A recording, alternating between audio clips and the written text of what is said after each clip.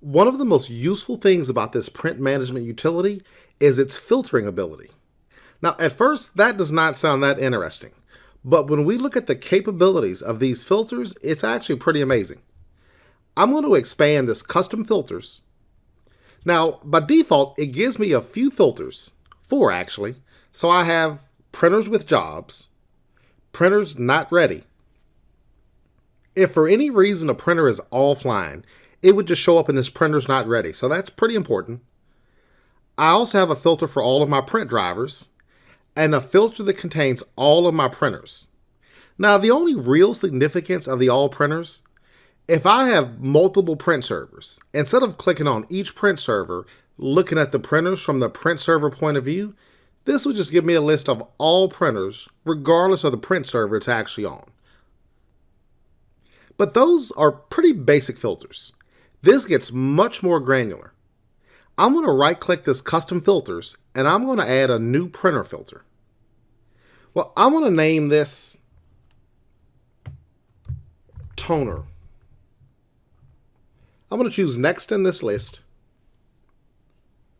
In this define a filter screen, in the field, I'm going to select queue status. Now, I could choose location. So if I have a certain office in Washington, I could choose a location and specify Washington as a location. Then I would only see printers in that location. That is great in a decentralized environment where I want someone that works in a certain office to have a quick view of all the printers in their office. A lot of these also relate to drivers, but I'm just going to choose queue status. For the condition, now I could say the queue status is exactly or is not exactly. I'm going to choose is exactly. The most useful part of this is the value. This is really what my filter will be based on. So if my queue status is exactly ready, I can have this alert me if there is a paper jam, if a printer is out of paper. Extremely useful. If someone calls the help desk saying, I can't print, maybe they simply did not check to see if the printer actually had paper in it. Toner or ink is low, or no toner or ink.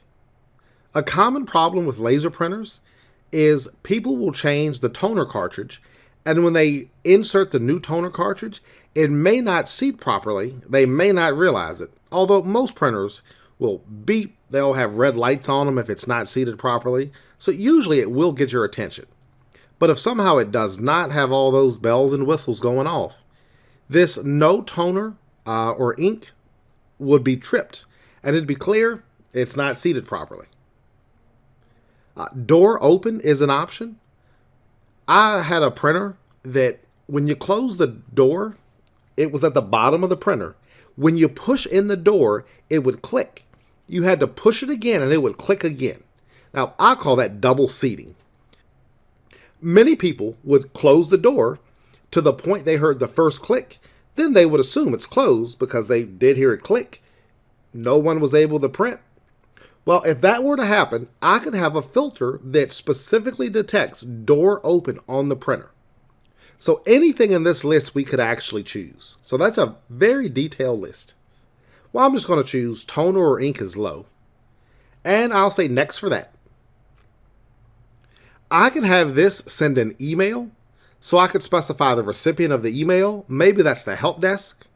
If you have a print server administrator, email could go to that specific person. All I need is to define an SMTP server. Any email server would be an SMTP server and could relay this message for you. You also could run a script of some sort. If you think this printer is offline because a service stopped, you could have a batch file or PowerShell script that may restart a service. So either of those would be possibilities. But I don't want either one of those to run, so I'm going to clear those and I'm going to choose finish. And now toner is in my list of filters. In the next section, we'll take a look at how you can deploy printers.